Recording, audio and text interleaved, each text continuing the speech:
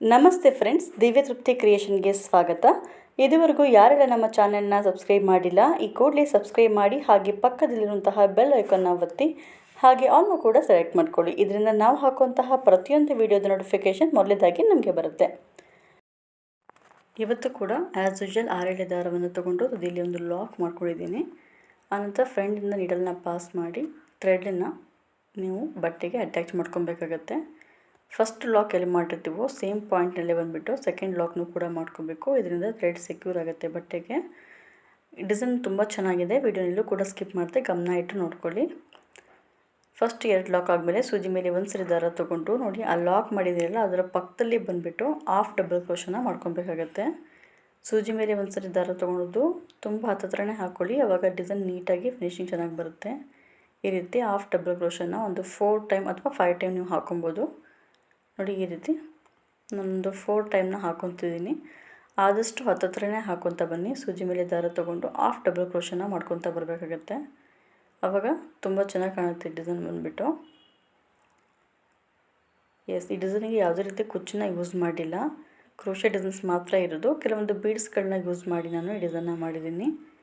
ಥ್ರೆಡ್ನ ಎಳ್ಕೊಬೇಕಾದಾಗ ತುಂಬ ನೀಟಾಗಿ ಟೈಟಾಗಿ ಎಳ್ಕೊಳ್ಳಿ, ಇಲ್ಲಾಂದರೆ ನೋಡಿ ಈ ರೀತಿ ಬಿಚ್ಚೋಗೋ ಸಾಧ್ಯತೆ ಇರುತ್ತೆ. ನೋಡಿ, ಈಗ ಬಿಚ್ಚೋದಾಗ ಮತ್ತೆ ಸ್ಟಾರ್ಟಿಂಗಿಂದ ಮಾಡಬೇಕಾಗತ್ತೆ ನಾವು.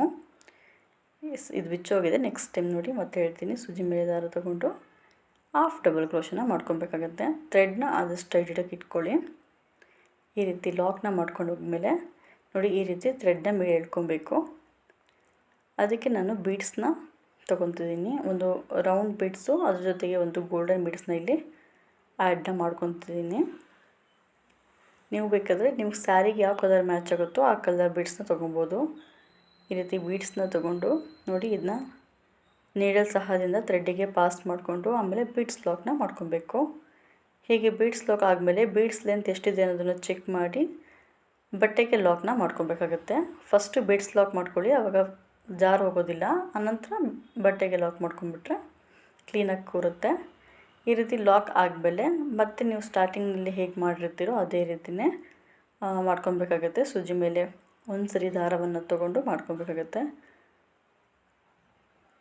ನೋಡಿ, ಸೂಜಿ ಮೇಲೆ ಒಂದು ಸರಿ ದಾರ ತೊಗೊಂಡು ಅದರ ಪಕ್ಕದಲ್ಲೇ ಎಲ್ಲ ಲಾಕ್ ಮಾಡಿದ್ವಲ್ಲ ಫಸ್ಟಿಗೆ ಬೀಡ್ಸ್ ಲಾಕು, ಅದೇ ಅದರ ಪಕ್ಕದಲ್ಲೇ ಮತ್ತೊಂದು ಹಾಫ್ ಡಬಲ್ ಕ್ರೋಶನ್ನ ಮಾಡ್ಕೊಂಡ್ಲ ಹೋಗಬೇಕು. ಸ್ಟಾರ್ಟಿಂಗ್ನಲ್ಲಿ ನಾವು ವೇಸ್ಟ್ ಲೈನಲ್ಲಿ ಹೇಗೆ ಮಾಡಿರ್ತೀವಲ್ವ ಇದೇ ರೀತಿಯೇ. ಮತ್ತು ಇದಕ್ಕೆ ತುಂಬ ಸ್ಟೆಪ್ಸ್ಗಳು ಕೂಡ ಇಲ್ಲ. ಈ ಡಿಸೈನಲ್ಲಿ 2 ಸ್ಟೆಪ್ನಲ್ಲೇ ನಿಮಗೆ ಫುಲ್ ಡಿಸೈನ್ ಕಂಪ್ಲೀಟಾಗಿ ಇರುತ್ತೆ. ನೋಡಿ, ಈ ರೀತಿ ಬೀಡ್ಸ್ ಲಾಕ್ನ ಮಾಡ್ಕೊತ ಬನ್ನಿ. ನೋಡಿ, ಈ ರೀತಿ ಮತ್ತೆ ನಾನು 4 ಟೈಮ್ಸ್ ಹಾಕ್ಕೊಂಡಿದ್ದೀನಿ. 4 ಟೈಮ್ಸ್ ಆದಮೇಲೆ ಮತ್ತೆ ನಾನು ಇಲ್ಲೊಂದು ಬೀಡ್ಸ್ನ ಇನ್ಸರ್ಟ್ ಮಾಡಿಕೊಂಡು ಡಿಸೈನ್ನ ಕಂಪ್ಲೀಟಾಗಿ ಕಂಟಿನ್ಯೂ ಮಾಡ್ತಾ ಹೋಗ್ತೀನಿ. ನೋಡಿ, ಈ ರೀತಿ ಕಂಪ್ಲೀಟ್ ಮಾಡಿದ್ದೀನಿ. ನಿಮಗೆ ತೋರಿಸೋದಕ್ಕೋಸ್ಕರ ಒಂದು 4 ರಿಂಗ್ ಬೀಡ್ಸ್ನ ಆ್ಯಡ್ ಮಾಡಿದ್ದೀನಿ. ಎಂಡಿಂಗ್ನಲ್ಲಿ 4 ಚೈನ್ ಆದಮೇಲೆ, ಅಂದರೆ 4 ಚೈನ್ದು ನಾನು ಹೇಳಿದ್ದಲ್ವ, ಹಾಫ್ ಡಬಲ್ ಕ್ರೋಶ ಆದಮೇಲೆ 2 ಚೈನ್ ಹಾಕಿ ಎಕ್ಸ್ಟ್ರಾ ಥ್ರೆಡ್ಸ್ನ ಮಧ್ಯಭಾಗದಲ್ಲಿ ಕಟ್ ಮಾಡ್ಕೊಬೇಕಾಗತ್ತೆ. ನೋಡಿ, ಹೀಗೆ ಮಾಡಿಕೊಂಡ್ರೆ ಲಾಕ್ ಆಗುತ್ತೆ, ಬಿಚ್ಚೋಗೋದಿಲ್ಲ ಡಿಸೈನು ಅಂತ. ಹಿಂಗಡೆ ಫ್ಯಾಬ್ರಿಕ್ ಗ್ಲೂ ಹಾಕಿ ಅಟ್ಯಾಚ್ ಮಾಡ್ಕೊಳ್ಳಿ. ಇದು ಫಸ್ಟ್ ಸ್ಟೆಪ್ಪು. ಈ ರೀತಿ ಫಸ್ಟ್ ಸ್ಟೆಪ್ಪಲ್ಲಿ ಮಾಡ್ಕೊಳ್ಳಿ. ನೆಕ್ಸ್ಟ್ ಸೆಕೆಂಡಲ್ಲಿ ಸೇಮ್ 6 ದಾರ ಇರುತ್ತಲ್ವ, ಅದೇ ಕಲರ್ ಥ್ರೆಡ್ನೇ ತೊಗೊಂಡಿದ್ದೀನಿ ನಾನು. ಸ್ಟಾರ್ಟಿಂಗ್ನಲ್ಲಿ ಎಲ್ಲಿ ಲಾಕ್ ಮಾಡಿರ್ತೀವಲ್ಲ ಅದೇ ಪಾಯಿಂಟಿಗೆ ಈ ಥ್ರೆಡ್ಸ್ನೂ ಕೂಡ ಲಾಕ್ ಮಾಡ್ಕೊಳ್ಳಿ.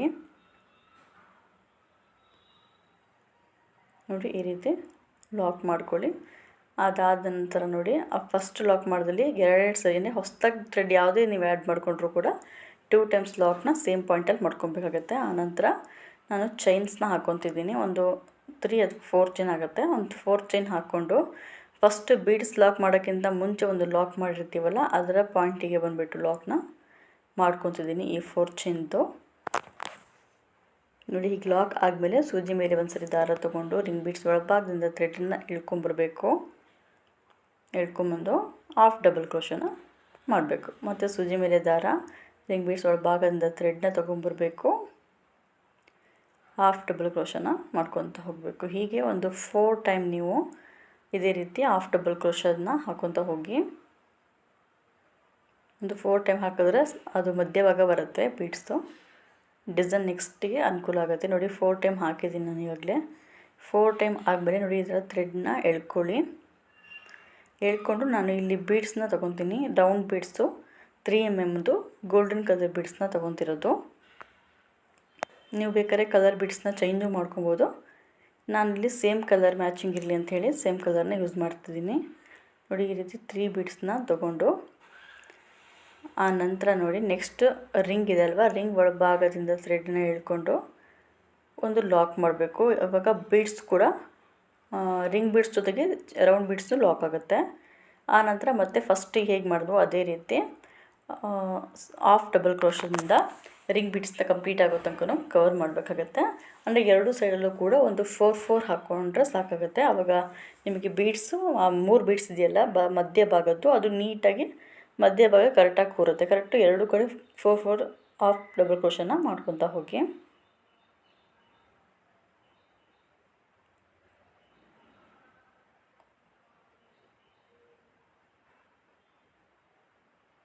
ನೋಡಿ ಈಗ 4 ಟೈಮ್ ಆಗಿದೆ. ಈ ರೀತಿ 4 ಟೈಮ್ ಆದಮೇಲೆ next chain lock beads lock ಮಾಡಿದ್ವಲ್ಲ ಫಸ್ಟಲ್ಲಿ, ಆ ಪಾಯಿಂಟಿಗೆ ಬಂದುಬಿಟ್ಟು ನೀವು ಒಂದು ಲಾಕ್ನ ಮಾಡಿಕೊಂಡು ಲಾಕ್ ಆದಮೇಲೆ ಮತ್ತು ಚೈನ್ನ ಒಂದು 4 ಚೈನ್ನ ಹಾಕ್ಕೊಬೇಕು. 4 ಚೈನ್ ಹಾಕಿ ಬೀಡ್ಸ್ ಹಿಂಭಾಗದಲ್ಲಿ ಲಾಕ್ ಆಗಿರುತ್ತಲ್ಲ ಆ ಪಾಯಿಂಟಿಗೆ ಬಂದುಬಿಟ್ಟು ಮತ್ತೆ ಲಾಕ್ನ ಮಾಡಿ